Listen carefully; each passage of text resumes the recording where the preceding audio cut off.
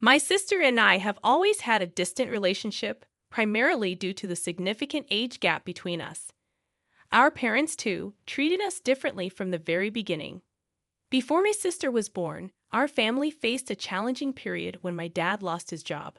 Forced to rent out our house and move into a smaller place, we had to make numerous adjustments with limited resources.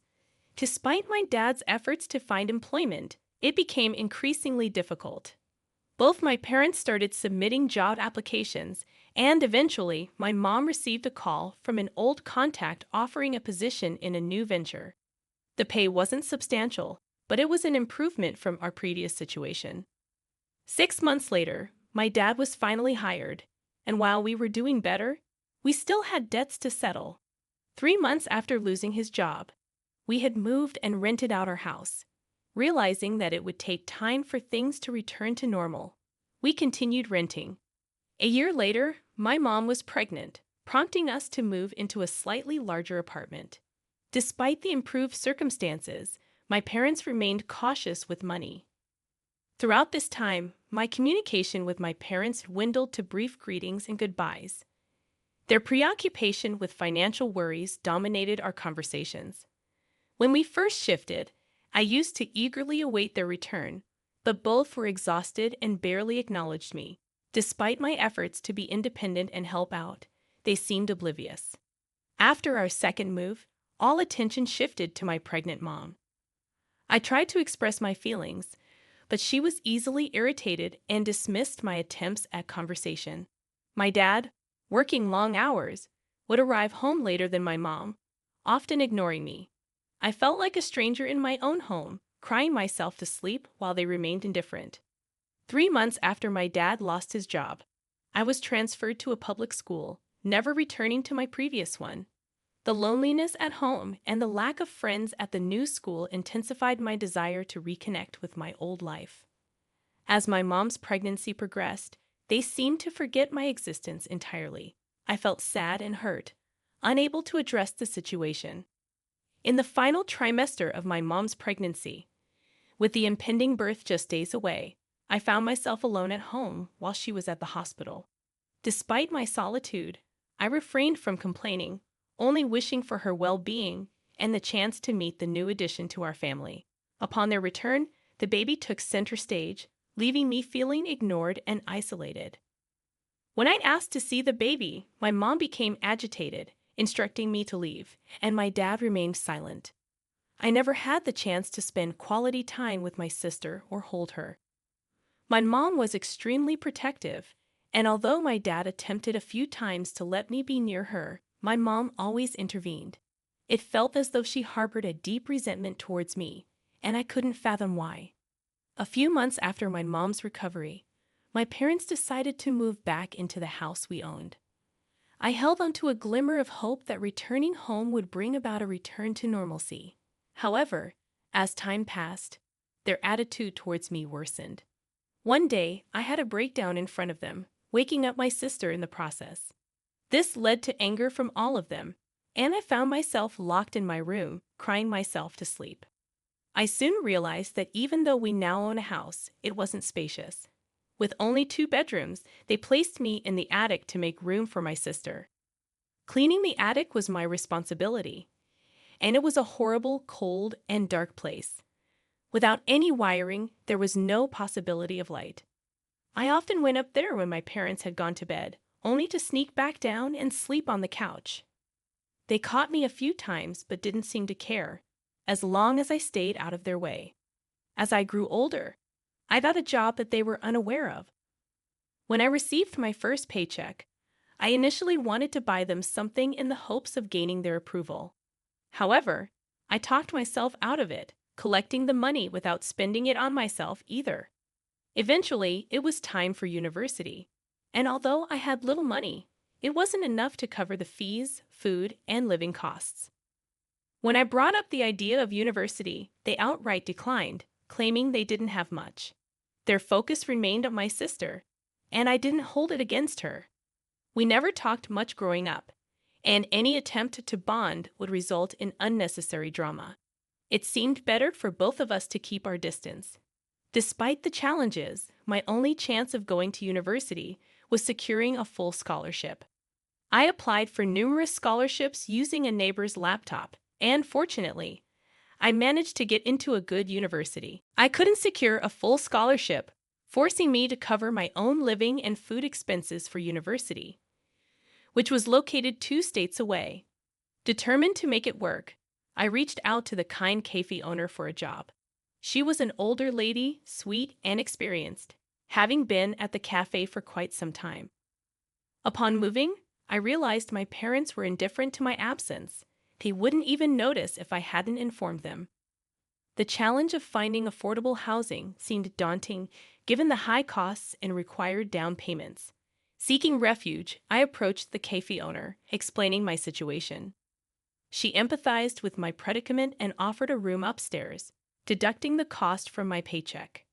Grateful for a roof over my head, I took on additional jobs in my free time. The cafe owner, expressing genuine concern for me, surprised me with her kindness. Slowly, I settled into my new life, successfully navigating university and securing a position through pre-placements. With the prospect of a stable job, I purchased expensive clothes for the first time, realizing my worn-out hoodie wouldn't suit the professional image I needed. The first person I shared my success with was the cafe owner, who had been a pillar of support when I needed it the most. She rejoiced with me, hugging and kissing me while expressing pride in my accomplishments. I felt a deep connection with her. She had become like family, and I genuinely loved her. After graduating, I needed to find a place closer to my job, and the cafe owner accompanied me to help make the decision. Even after settling in, I maintained a close relationship with her, visiting once or twice a month and keeping regular contact. Despite my efforts, my attempts to reach out to my parents were met with silence.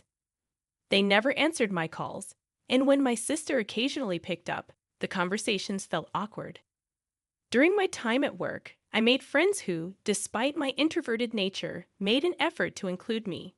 They invited me to outings, and though I usually declined, their persistence occasionally convinced me to join in. As my life continued to unfold, about a year later, the company generously distributed free tickets for a mini vacation. Though I had never used my vacation days before, I decided to seize the opportunity and bring along the only family I knew, the kind cafe owner I affectionately called Auntie. She wasn't old enough to be a grandma, and I insisted on her being my travel companion. My friends at the company were intrigued and excited to meet Auntie. Interestingly, she turned out to be an extrovert and quickly became friends with my colleagues. During the trip, a guy approached me and Auntie, in her exuberance, encouraged me to spend time with him. To my surprise, that encounter led to a deeper connection, and he eventually became my husband. He lived conveniently close to where I worked. Upon returning from the vacation, my now husband called me and asked me out. We dated for 2 months, were in a relationship for 3 years, and have now been happily married for 4 years. Despite the joyous occasion, my past with my family loomed in the background. When I invited my parents and sister to my wedding, they were no-shows. My then-fiancé was aware of the situation and was understandably upset, even contemplating not inviting them. A year or 2 later, my sister got married, and I was not on the guest list. I saw pictures online and congratulated her, understanding that her lavish wedding was likely funded by our parents. It didn't bother me. I had moved on and found happiness in my life. During this time, I was pregnant with our first child, and my husband, along with his supportive parents, became my new family. Auntie also visited frequently, and sometimes our home hosted a gathering of all our loved ones during my pregnancy. One day, my aunt received a letter in my name, and I was surprised to find out it was from my parents. I thought they might have heard about my pregnancy and wanted to reach out. I had informed them of my university address years ago, and my contact information had changed since then. At 5 months pregnant, I spoke to my husband about it, and he was understandably hesitant, given the sudden reappearance of my estranged parents after years of silence. My husband, concerned about potential inappropriate content in the letter, asked if he could read it first. He was always careful around me, especially since I was pregnant. When my aunt brought the letter 2 to 3 days later, my husband's expression turned to disgust as he read its contents. He chose not to share the details with me, advising against reading it and simply comforting me with hugs and empathy. Eventually, I decided to face the reality and asked my aunt to read the letter aloud. To my dismay, my parents had lost their house, which was apparently mortgaged for my sister's extravagant wedding with her now divorced husband. My parents had invested their money in it too. Now they were asking me to pay back the money they claimed I owed them for the years they took care of me. My sister's ex-husband refused to pay the mortgage, and she couldn't afford it either. Sitting there with a blank face, my husband's comforting arms around me, I felt pure disappointment. That night, I went to sleep crying, feeling guilty for letting my baby be affected by my selfish parents. However, I decided not to let them disrupt my happiness. I sought legal advice, and my lawyer sent them a warning about potential harassment charges if they continued to contact me. Another letter addressed child neglect, emphasizing that I owed them nothing, from the clothes I wore to the food I ate to the house I owned. I made it clear that my success, marriage, and the life I had built were a result of my and my husband's hard work and efforts. Before all this unfolded, I worked diligently to put myself through school and college. I secured a job and earned promotions through my hard work and dedication. Throughout these milestones, my parents were absent. They neither supported nor contributed financially. The meager scraps I turned into sandwiches and the leftovers I barely ate from their table did not constitute genuine care or support. In response to their claim that I owed them for the years they supposedly took care of me, I asserted that they had contacted the wrong child. The true architect of their financial predicament was their dear daughter, who had mortgaged the house they had put in her name. I made it clear that they had dug their own hole and should climb out of it by themselves. An update, 2 months later, brings me close to my delivery date. As far as I know, my parents have not attempted to contact me again. My sister, it seems, gave the house to the bank, and I'm unsure if they owe any more debts. They appear to be back to where they started, and with this update, I consider this chapter of my life concluded.